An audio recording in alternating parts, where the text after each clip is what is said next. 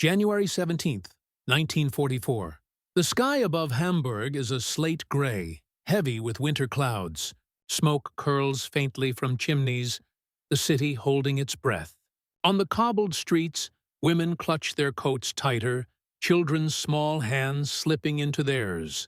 A distant hum begins, low and vibrating, a sound that gnaws at the edges of consciousness. The first silhouettes appear, tiny dots against the pale light. Then, one by one, the massive B-17 flying fortresses emerge, wings cutting through the frozen air with mechanical precision. Their engines roar, a relentless tide of sound that drowns out all other life. Windows tremble, dogs bark frantically, then fall silent, sensing the menace in the sky. In a narrow alley, a young mother shields her face, hearing the distant rattle of anti-aircraft fire far below. Each bomber is a promise of destruction, carrying tons of explosives meant to fracture cities and spirits alike. She looks up, heart hammering, knowing the day will end differently from any before. The hum of the engines rises, a crescendo of inevitability, leading the city toward the next moment that will change everything. By 1943, the skies over Europe had become a new battlefield, one where the rules of war extended far beyond trenches and front lines. The United States Army Air Forces had committed itself to a strategy of daylight precision bombing, a method designed to strike industrial and military targets deep within the heart of Germany. Cities like Hamburg, Berlin, and Dresden were no longer just population centers. They were nodes of production, fueling a war machine that had spread across the continent. The 8th Air Force, based in England, had grown in size and sophistication. Its B-17 flying fortresses and B-24 Liberators were engineered to carry massive payloads while withstanding enemy fire. Crews trained relentlessly for long missions over hostile territory, learning to navigate through clouds of flak and evade Luftwaffe interceptors. Each flight was calculated with a grim awareness of risk. Hundreds of planes could be lost in a single sortie, yet the objective remained the systematic dismantling of Germany's industrial capacity. On the ground, civilians had become involuntary participants in a war that was increasingly total. Propaganda encouraged stoicism, but it could not erase fear. German women, who had assumed greater roles in factories and households as men were conscripted, were acutely aware of the threats from above. They witnessed the increasing frequency of air raids, the growing size of bomber formations, and the distant thunder of anti-aircraft artillery. Newspapers described the heroism of air defense crews, yet rarely did they capture the anxiety in every home, every school, every street corner. Strategically, the American bombing campaign aimed to achieve multiple goals simultaneously. Disrupting production lines for tanks, aircraft, and ammunition could slow the German military advance on multiple fronts. Morale was another target. The notion that war could be waged from the clouds, delivered as much to the mind as to the body, was a deliberate psychological tactic. Cities were mapped with precision. Industrial zones were identified using aerial reconnaissance. Targeting was scientific, cold, and methodical, yet its effects were profoundly human. The Luftwaffe, Germany's air force, faced an unprecedented challenge. Its pilots, though experienced, were increasingly outnumbered and outmatched by the sheer scale of Allied air power. Radar-guided flak and coordinated fighter defenses could not fully repel waves of heavy bombers. Each raid pushed German defenses to their limits, leaving gaps that the Allies exploited with ruthless efficiency. For civilians, these gaps were terrifying. The whine of engines overhead became a familiar signal, a signal of danger, of potential ruin. Amid the operational data and tactical maps, the lived reality on the ground contrasted sharply. Women walked streets lined with blackout curtains, listening for distant droning above, feeling vibrations through the floors and walls, waiting for the telltale flash of bombs descending. Families huddled in cellars, counting explosions like clockwork. the rhythm a grim reminder of life under siege. Children learned to recognize the different tones of alarms, the specific hum of approaching American bombers, the staccato bursts of anti-aircraft guns. The shift toward strategic bombing marked a turning point in warfare. It was no longer enough to win battles on land or sea. The ability to project power into civilian spaces became a measure of total war capability. Hamburg, a thriving port city, was a prime example of what this new form of conflict entailed. Factories that once hummed with production now served as markers on a map. Streets that had hosted daily life were transformed into potential death zones. Every raid carried the weight of industrial calculation, and every civilian felt its immediate consequences. As the 8th Air Force grew bolder, the human cost of these operations began to crystallize in real time. Families braced themselves not just for physical damage, but for the psychological toll. The anxiety was compounded by winter, with January air crisp and brittle, making every distant roar of engines sharper, more invasive. Women, mothers, daughters, wives became primary witnesses to the changing face of warfare. They understood, often before official reports acknowledged it, that the war was no longer fought solely on battlefields, but also above their homes, above their heads, in the very air they breathed. The stage was set for an era in which the terror of flight, mechanized, relentless, indiscriminate, would intersect with daily life. It was a time when engineering, strategy, and human fear converged, creating moments of acute vulnerability. As the hum of bomber formations became a constant presence, women learned that survival was measured not only in bravery, but in awareness, in knowing when to seek shelter, and in the quiet endurance of waiting for the skies to clear.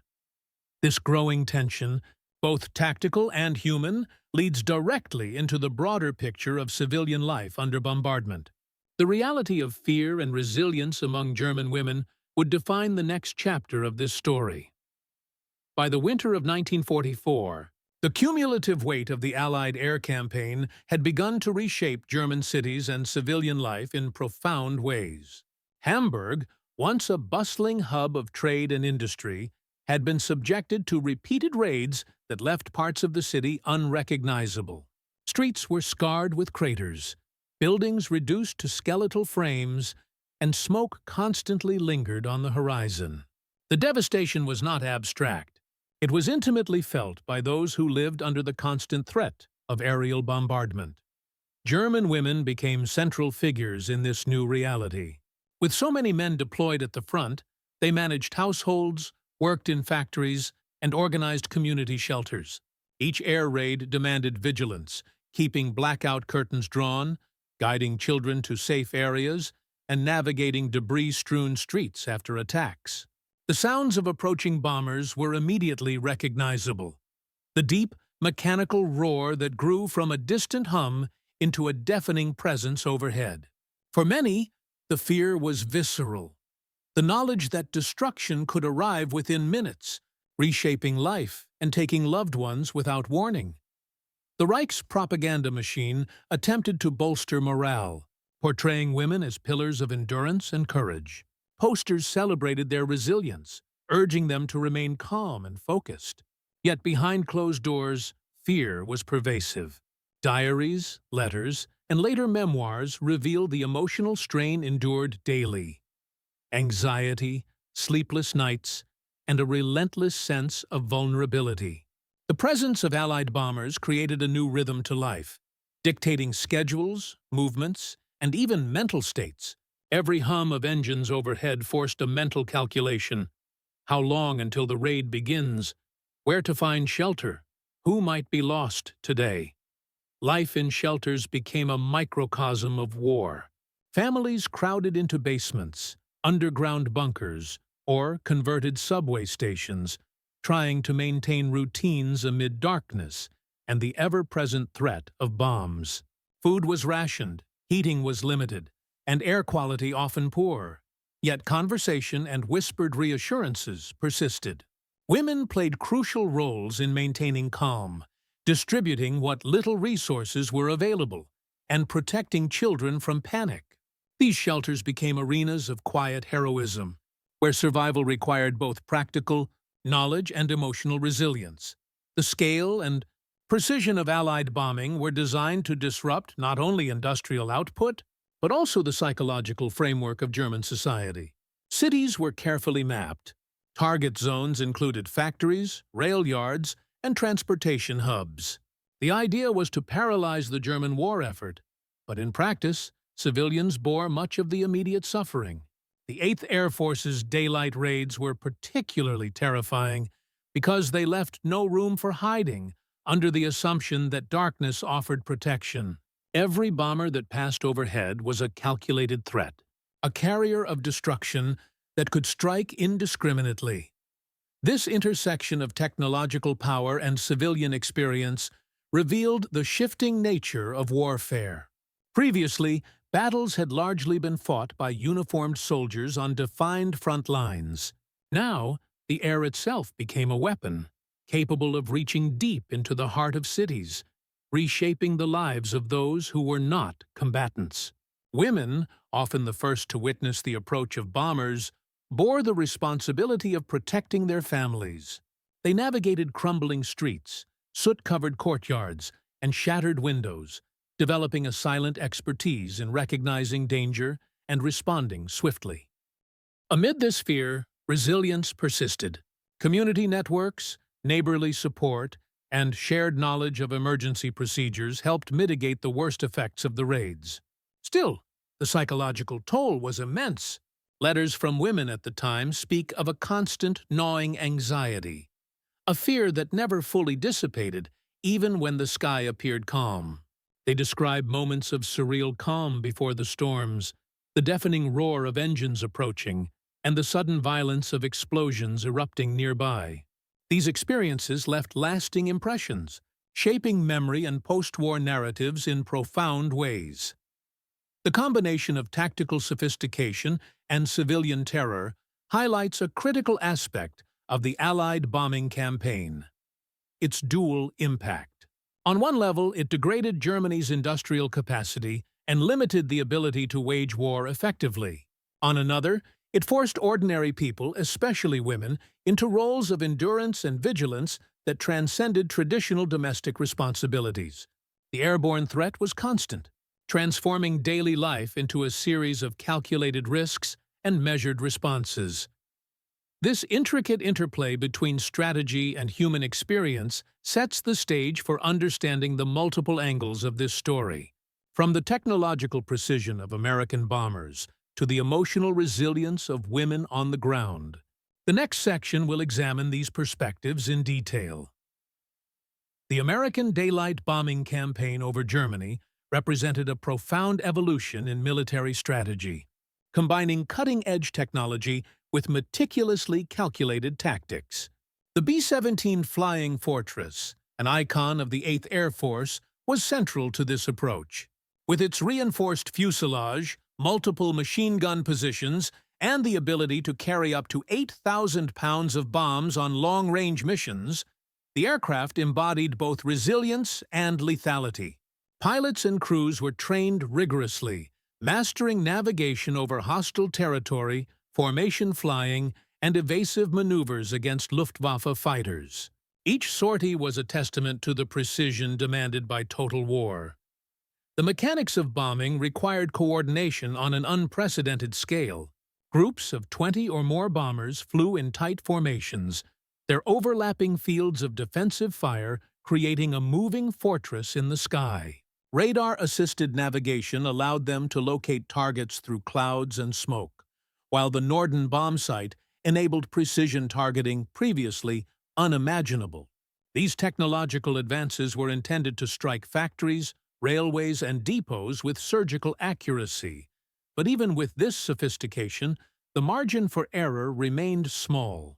A slight miscalculation could mean bombs falling on residential districts, a grim reality acknowledged by many crews who understood that precision and destruction were inseparably linked.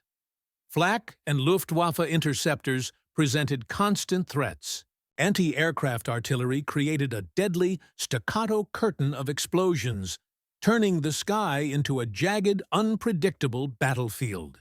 Fighter planes, Messerschmitt Bf-109s and Focke-Wulf FW-190s patrolled the airspace, seeking openings to disrupt formations. Crews of the B-17s had to remain alert for hours, scanning for tracers, evasive maneuvers, and the deadly unpredictability of high-altitude wind and weather. Each mission was not only a test of technological coordination, but also human endurance, requiring focus, skill, and composure under relentless danger. Strategically, the United States sought to leverage air power as a force multiplier.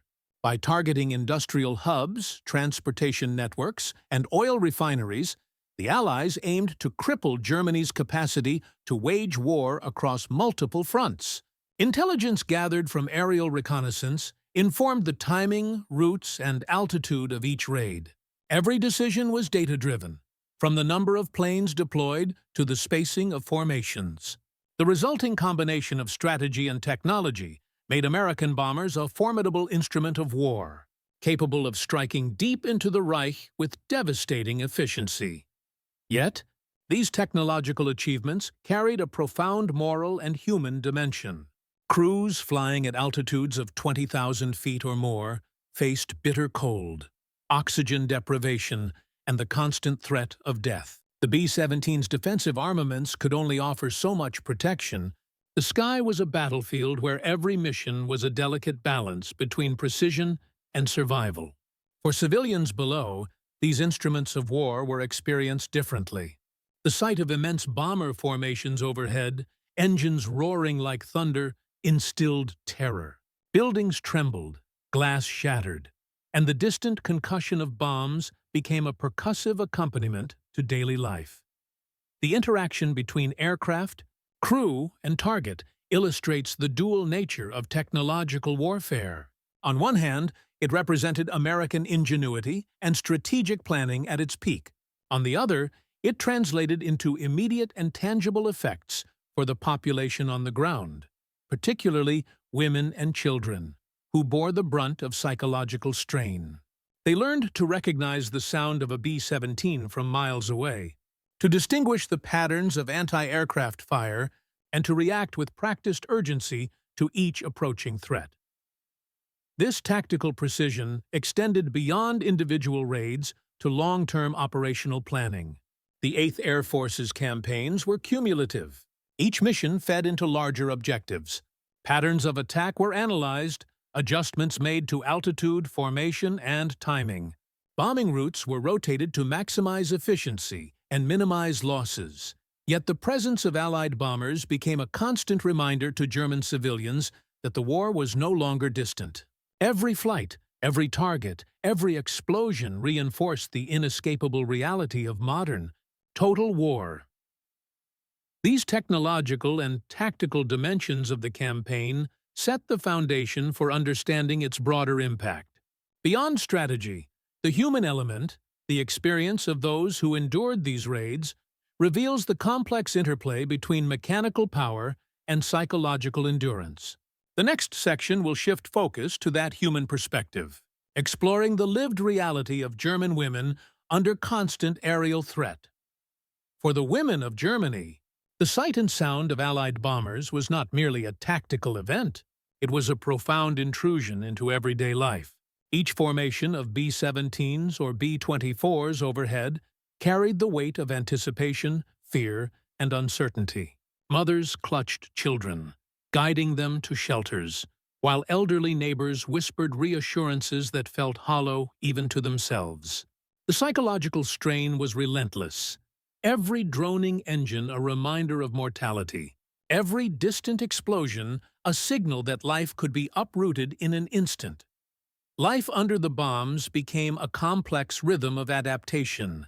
Women learned to navigate streets littered with debris, to calculate the timing of air raid sirens, and to maintain composure in shelters crowded with neighbors. Beyond physical survival, they bore the responsibility of emotional stewardship, keeping children calm and providing support to those too frightened or traumatized to move. Diaries and letters from the period convey the mental labor this demanded. The need to remain alert, rational, and protective in a world governed by chaos overhead. The moral dimensions of the raids were equally complex.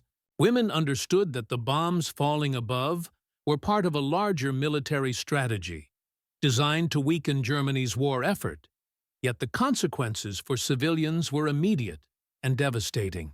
Houses, hospitals, and schools, structures meant to sustain life, could be obliterated in minutes. The tension between understanding strategic necessity and experiencing personal loss created a constant ethical dissonance. Many women struggled with feelings of helplessness, questioning how to reconcile survival with awareness of the broader war objectives. Shelters, in particular, became spaces where fear and morality intersected. Crowding into underground basements or reinforced cellars, women witnessed the extremes of human endurance. They rationed limited resources, shared warmth, and offered comfort to neighbors in shock.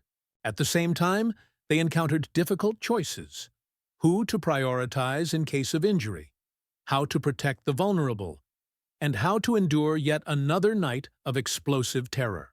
These intimate moral challenges contrasted starkly with the distant, clinical calculations of bombing campaigns, emphasizing the human cost of strategic warfare. The emotional intensity of these experiences left lasting imprints.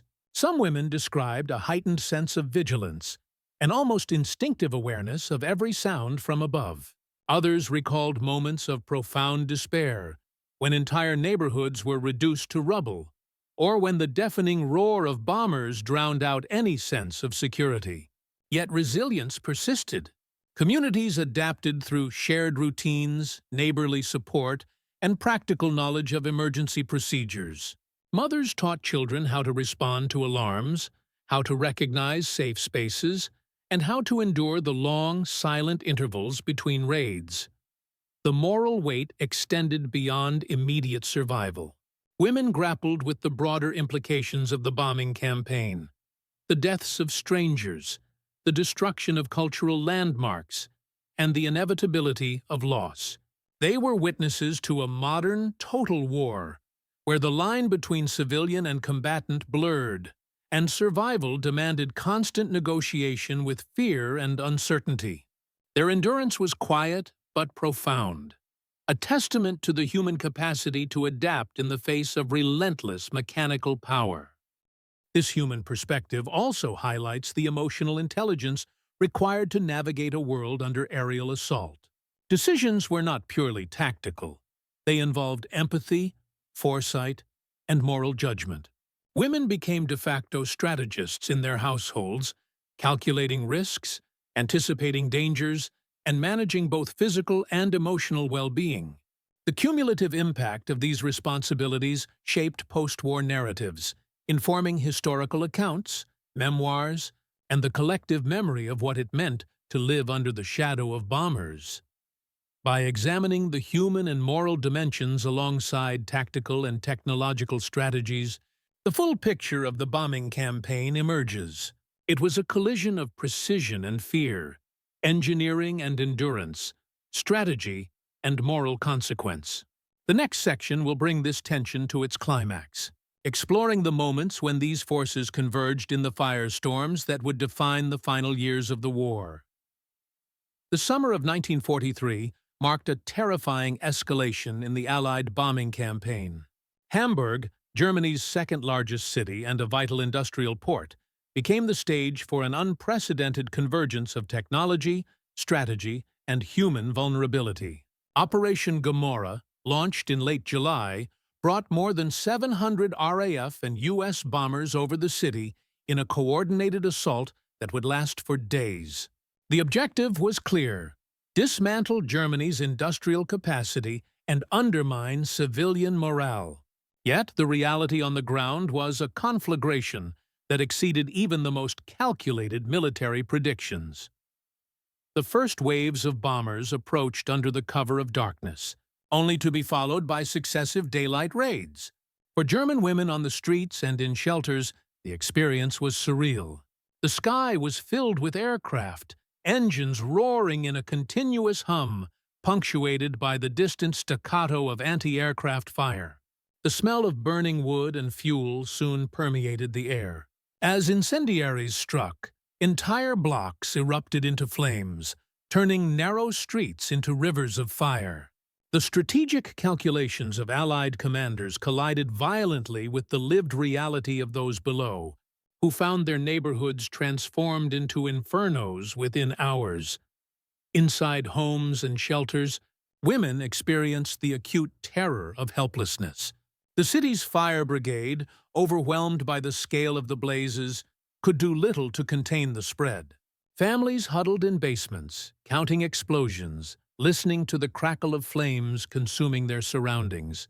Mothers tried to shield children from smoke and debris, but the heat, light, and noise were impossible to ignore. Many described moments when the roar of planes and the ground-shaking concussions of bombs blended into a single, relentless force, making the passage of time almost meaningless. Technologically, the raids demonstrated the deadly effectiveness of combined Allied air power. B-17s and B-24s flew in tight formations, dropping high-explosive bombs to breach fire breaks, followed by incendiaries designed to ignite wooden structures. The result was a firestorm, a self-perpetuating, high-intensity blaze that generated hurricane-force winds, drawing oxygen from the surrounding areas and creating conditions that even the most prepared civilians could not survive. Streets became death traps, and smoke suffocated anyone caught outside or in inadequately ventilated shelters. For many women, survival was measured in moments, stepping over rubble, pulling children to safety, and enduring the sensory assault of fire, heat, and the acrid stench of burning cities. The Luftwaffe's response, though valiant, was insufficient. Fighter squadrons were stretched thin, and flak defenses, while formidable, could not cover every approach or altitude. From the perspective of those on the ground, it seemed as though the sky itself had turned into a weapon, indifferent to human life. Women who had lived through earlier raids recognized the tactical patterns: formation flying, altitude changes, and the timing of incendiary drops. But this knowledge offered little comfort. The calculus of survival became immediate and instinctual. When to move, when to breathe through cloth, when to lie still and hope for the best. The firestorm in Hamburg claimed tens of thousands of lives and displaced hundreds of thousands more. For German women, it was a visceral introduction to the extremes of modern warfare. Their fear was compounded by the knowledge that these raids were not isolated incidents, but part of a systematic strategy. Each bomber overhead was a reminder that entire cities could be reshaped, burned, and emptied within days. The psychological impact of witnessing such devastation cannot be overstated. The streets they had walked daily became landscapes of horror, and ordinary routines were replaced by the rhythms of survival and rescue. Amid the chaos, the leadership on both sides understood the magnitude of the moment. Allied commanders noted the unprecedented scale of destruction, while German civil authorities scrambled to maintain order and provide relief, often with inadequate resources. Women assumed crucial roles, not only as caregivers, but as organizers of ad hoc shelters, coordinators of supplies, and keepers of morale. The human response was inseparable from the technological and strategic reality. The firestorm was both a test of machinery and of human resilience. This moment, Hamburg in July 1943, marked a turning point. The bombing campaign had moved beyond tactical raids to strategic terror. Civilians were no longer incidental observers. They were central participants in the calculus of total war. The experiences of women, in particular, highlighted the intersection of fear, endurance, and adaptation. Their daily lives had become defined by anticipation, reaction, and the grim acknowledgement of mortality. The events in Hamburg set the stage for what would follow in later raids. Including Dresden and other major cities, where the scale of destruction and civilian suffering would reach even more extreme levels. The convergence of technological precision, tactical strategy, and human vulnerability had reached its apex, leaving no doubt that the skies above Germany had become instruments of both military might and profound psychological impact. After Hamburg, the trajectory of the Allied bombing campaign escalated with even greater intensity. Dresden, in February 1945, became emblematic of this transformation. The city, renowned for its Baroque architecture and cultural significance, was ill-prepared for the scale of destruction that awaited. Thousands of B-17s and B-24s from the 8th and 15th Air Forces converged, dropping a combination of high-explosive and incendiary bombs designed to ignite a citywide firestorm. The operation was executed with military precision, yet for civilians below, it was experienced as pure chaos. German women, already hardened by years of raids, confronted a nightmare intensified by density, wind, and the fragile nature of Dresden's wooden structures. Shelters were overcrowded, streets were blocked with debris, and fires merged into a vortex that consumed entire neighborhoods. The roar of aircraft overhead was incessant, punctuated by the staccato detonations that shook buildings and shattered windows miles from the epicenter. Mothers clutched children, guiding them through smoke-filled corridors, praying for shelter to withstand the inferno. Elderly neighbors, disoriented and terrified, relied on younger women to lead them through the devastation. The scale of destruction was unprecedented. Tens of thousands of civilians perished, many succumbing not directly to bombs, but to the suffocating heat and smoke of the firestorm. Roofs collapsed, streets buckled, and a dense orange glow painted the sky for miles, visible even from surrounding towns.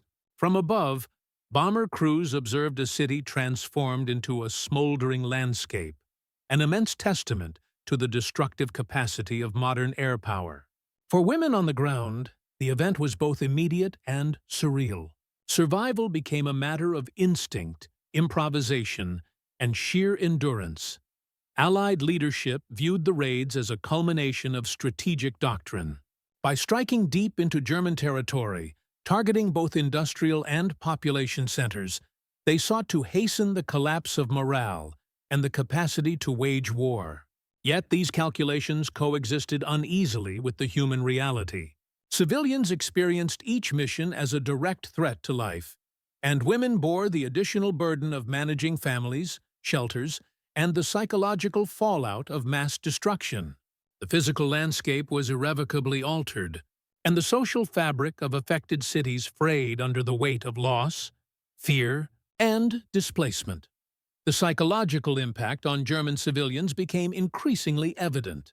Anxiety became a constant companion, even in towns not directly targeted. Women, in particular, developed acute sensitivity to the sounds of approaching aircraft, the vibrations through walls, and the faint glow of distant fires. The cumulative effect of repeated raids led to a profound sense of inevitability. The war had come to the skies above their heads, and no skill or preparation could fully eliminate the threat.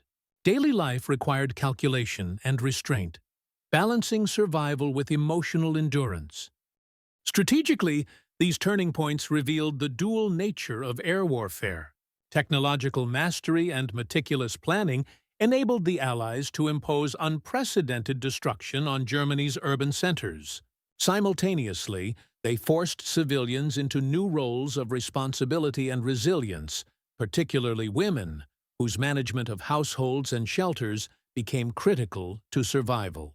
The convergence of firepower and human response highlighted a grim truth. Total war demanded adaptation from both attackers and those under attack. By early 1945, German morale was fraying. Reports from local authorities noted increasing exhaustion and resignation among civilian populations. Women's diaries described a pervasive sense of helplessness, yet also remarkable resourcefulness. Communities organized ad hoc emergency services, guided neighbors through fires, and improvised shelters in buildings spared from immediate destruction. The ability to act decisively under extreme pressure became a defining characteristic of civilian life, underscoring the profound interplay between strategy, technology, and human endurance.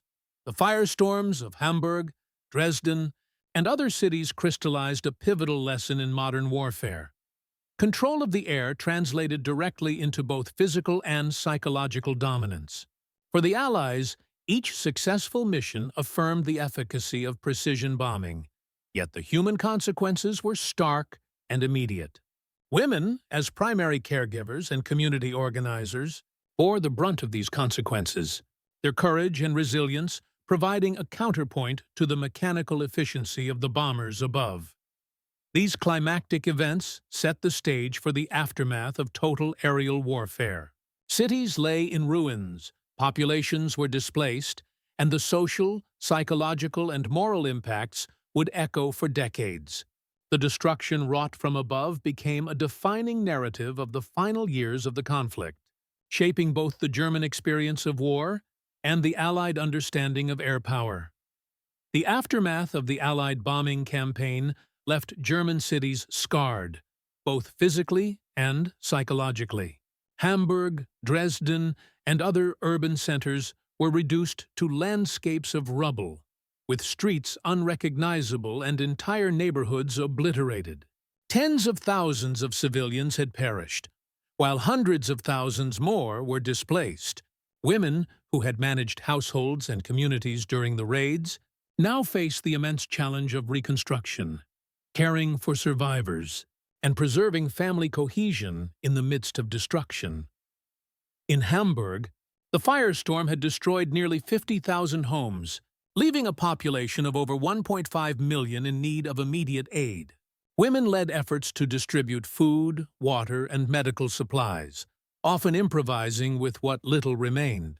Shelters, once temporary havens, became semi-permanent residences for those who had lost everything.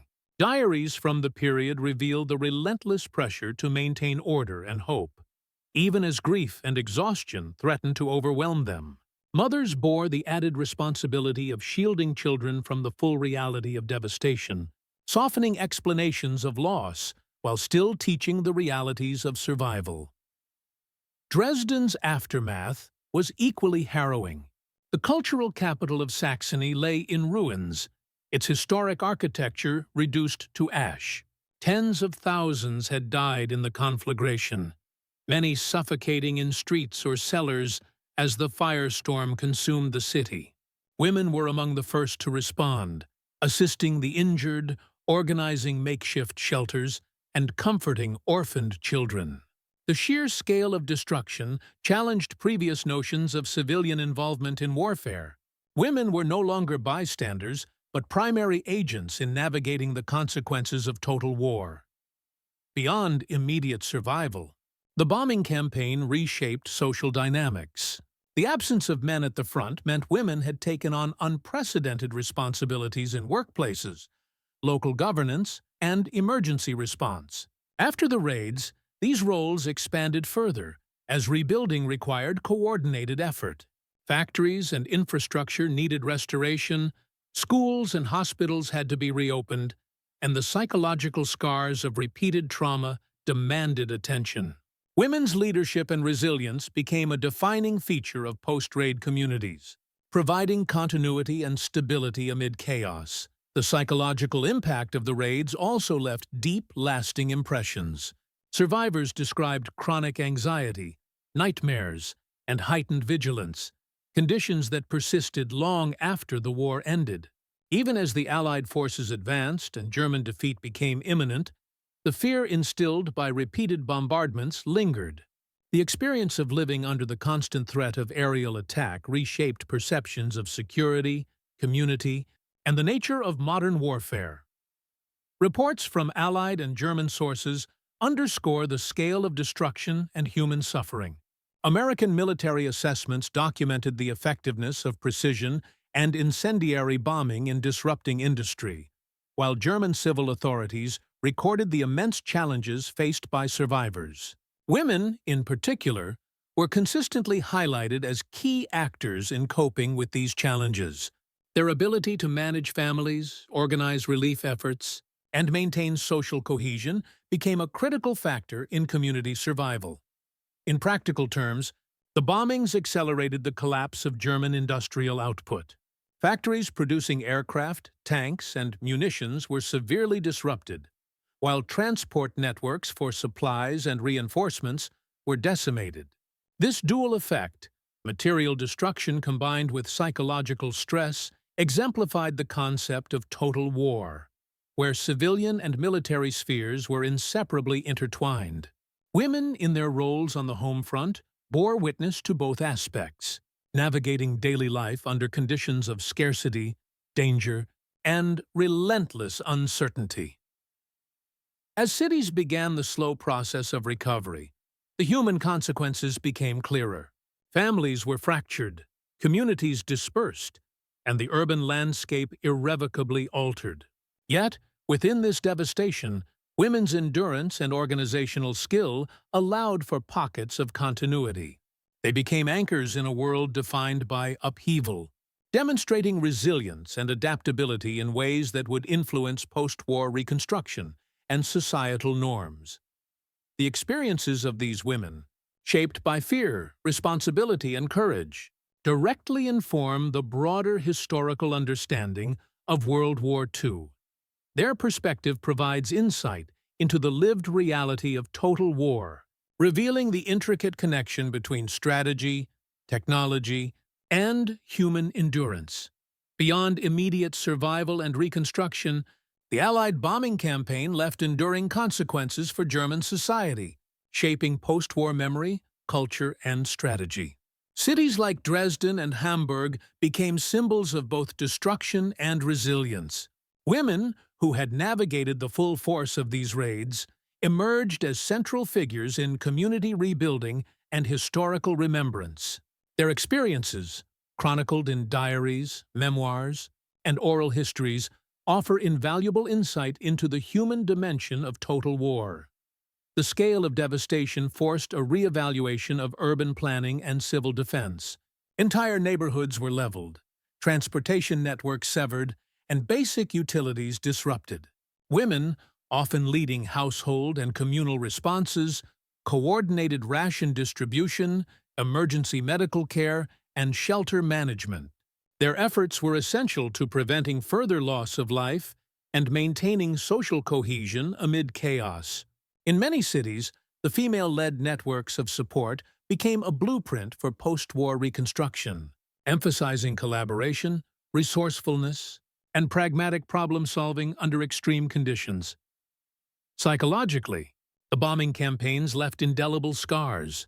Survivors experienced persistent anxiety, heightened sensitivity to sound and light, and trauma associated with repeated exposure to danger.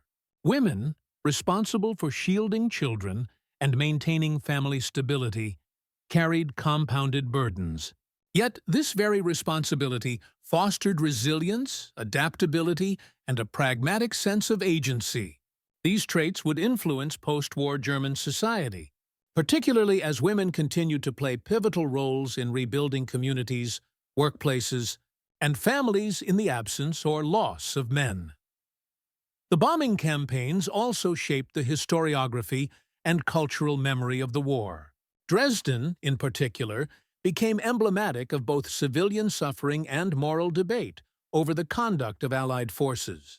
German women's testimonies highlighted the human cost of strategic bombing, providing counterpoints to narratives focused solely on military objectives. These accounts emphasized the tension between operational success and civilian catastrophe, illustrating the ethical and emotional dimensions of total war. In military terms, the campaigns reinforced the efficacy and limitations of strategic bombing. Allied forces demonstrated the destructive potential of air power, but the civilian cost sparked ongoing debates about morality, necessity, and proportionality. For German women, the raids were lessons in the vulnerability of cities, the fragility of infrastructure, and the constant negotiation between fear and survival. The knowledge gained of air defense, shelter protocols, and psychological endurance would persist into post-war civil planning and Cold War considerations, influencing both German and Allied approaches to urban defense. Socially, the bombing raids accelerated transformations in gender roles. Women's wartime responsibilities extended far beyond traditional domestic spheres. They managed logistics, maintained households under extreme pressure, and served as key figures in community resilience. These experiences laid the groundwork for broader post-war recognition of women's capabilities, influencing both labor participation and social agency in reconstruction efforts. The visibility of their endurance reshaped perceptions of female strength, leadership, and civic responsibility. The aftermath also revealed the intersection of destruction and memory.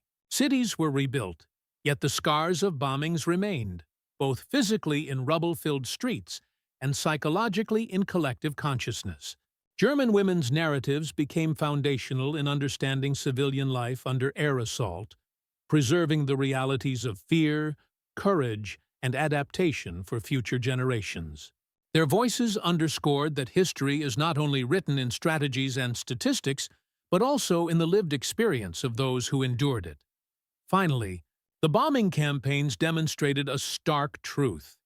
Technological mastery and strategic planning could impose immense physical and psychological pressure, yet human resilience could persist despite overwhelming adversity. Women, as primary caregivers, organizers, and witnesses, exemplified this endurance. Their capacity to maintain daily life, protect families, and contribute to recovery efforts became a defining legacy of the home front experience. The consequences of the raids set the stage for reflection. Beyond the rubble, beyond the statistics, lies a deeper understanding of the human capacity to endure, adapt, and find meaning in survival. This insight naturally leads into the final section, a measured, contemplative reflection on what these events reveal about war, technology, and humanity itself. The echoes of Allied bombers over German cities were more than strategic maneuvers. They were moments that etched fear, endurance, and resilience into the daily lives of those below. For women, who bore the responsibility of households, families, and communities, the experience was both immediate and enduring. They learned to navigate chaos with composure, to make life-and-death decisions instinctively, and to shoulder burdens that transcended conventional domestic roles. Their courage and adaptability became the human anchor amid technological and tactical devastation. In the firestorms of Hamburg and Dresden, the full spectrum of total war was revealed. Precision bombing, radar-guided navigation, and mass formations of B-17s demonstrated the unparalleled capabilities of modern military engineering. Yet the human consequences, displacement, trauma, and moral conflict remained palpable. Women's stories illuminate this tension, bridging the gap between strategy and experience. They remind us that war is never abstract.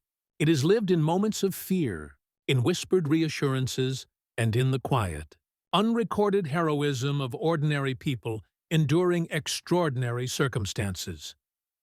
The psychological landscape of wartime Germany reflects a broader lesson about the intersection of power, morality, and humanity.